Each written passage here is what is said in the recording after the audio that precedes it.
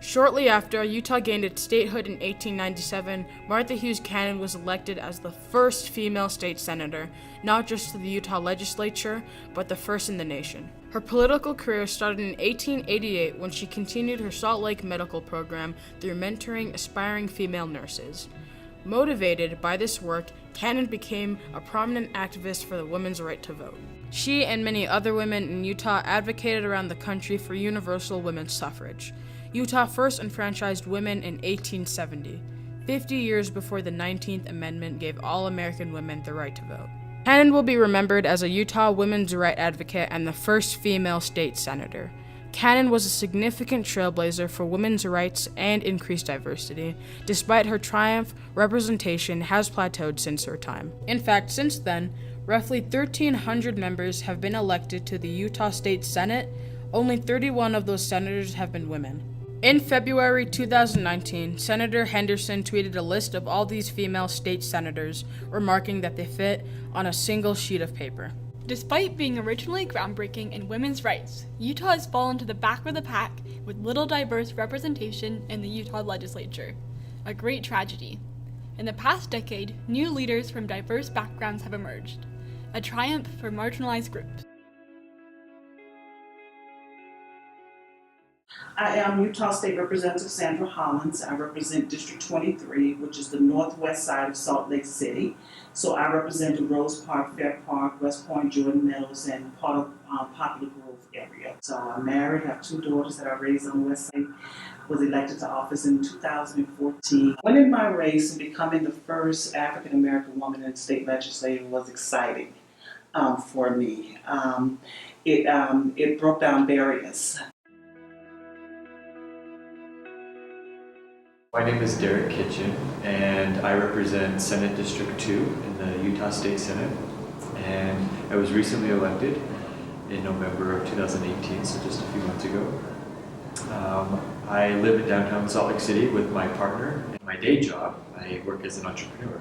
We are here right now in the back of my small business. It's a restaurant where we serve Middle Eastern foods. We do come from a quite conservative state, and so me being an out gay person, a lot of people don't understand what it's like for the queer community, or what a queer person might look like or act like, or the issues that they may champion. And so for me, it's overcoming just those issues of misperception from this community. Although Derek Kitchen is newly elected, he has already had an impact through the court case Kitchen v. Herbert, which led Utah Constitutional Amendment 3, which banned gay marriage, to be declared unconstitutional. We were really surprised when it not only succeeded, but completely changed the narrative, not only in Utah, but nationwide. Following this ruling, an estimated 1,300 same-sex couples were married thanks to the triumph brought by Senator Kitchen's suit.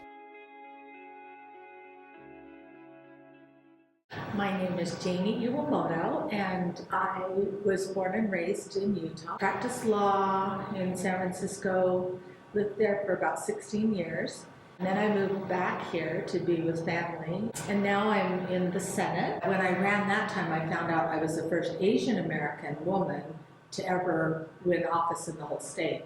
The election of these lawmakers raises the question, is diverse representation in the Utah legislature important? Because the issue of diversity in politics is super important to the state of Utah. Utah is the fastest growing state in the whole country, and we're also the youngest. And so what you're seeing that the state of Utah is diversifying very, very fast. If you take that statistic and look at our legislature and our state leaders, you'll realize that there's a discrepancy between demographics and representation. People of color and women are underrepresented in both chambers of the legislature.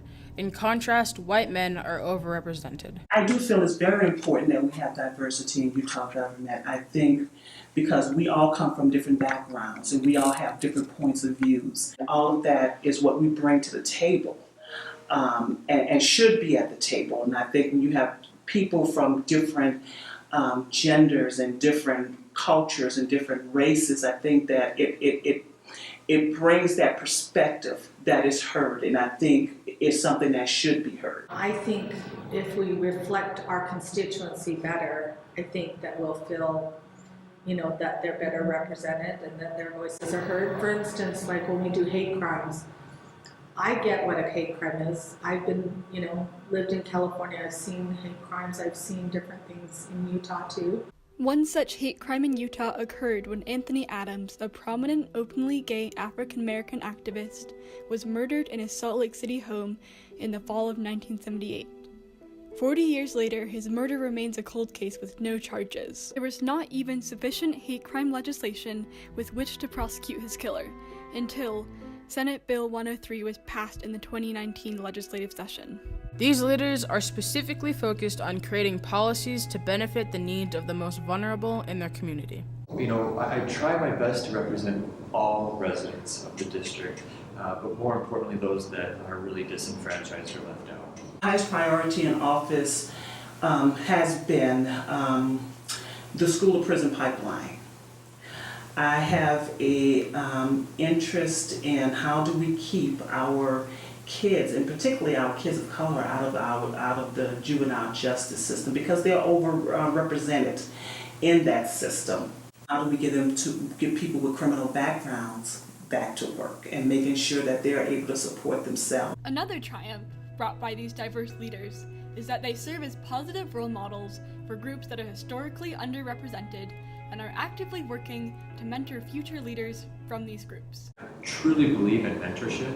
And so I find mentors in people that are older and younger than me, and I love bringing people along with me who can learn from what I'm doing and hopefully get some insight and some experience, because I know that I got into this because other people were willing to grab my hand and show me what it's like. I had a father of two little girls, African-American girls, say to me that my daughters are watching you and hoping to maybe one day go into politics now.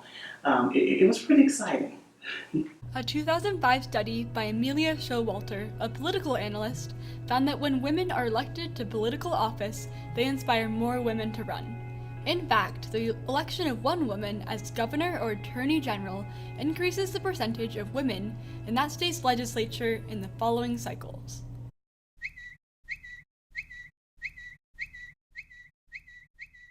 2018 has been dubbed the Year of the Woman due to the influx of new female lawmakers to Congress on the national level, building off the momentum and enthusiasm from the Women's March and #MeToo movement. In the 2018 midterms, a diverse group of young women were elected to the U.S. Congress. The Year of the Woman was also prevalent in Utah's midterm elections. In total, there are 25 female members in the Utah legislature, or 24%, a historic high.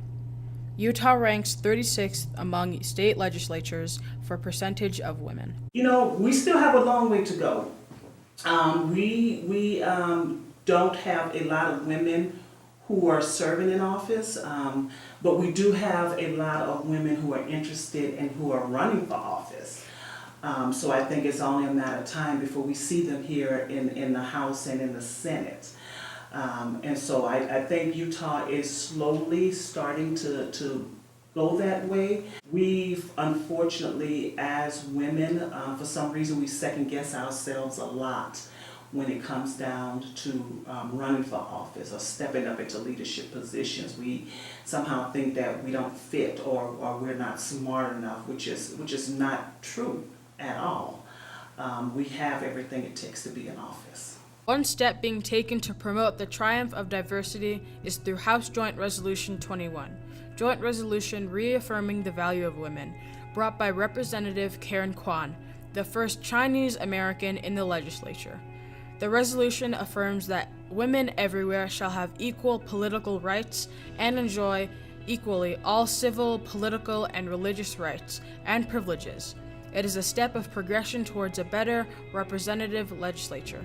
Although Utah can claim the election of Martha Hughes Cannon, the first female senator, as a triumph, it was followed by the tragic lack of diverse representation. Rising leaders including Sandra Hollins, Derek Kitchen, and Janie Iwamoto are creating a new period of triumph in Utah politics. Representation is significant because diverse lawmakers bring new perspectives to policy, focus on at-risk communities, and serve as role models for the next generation of political leaders.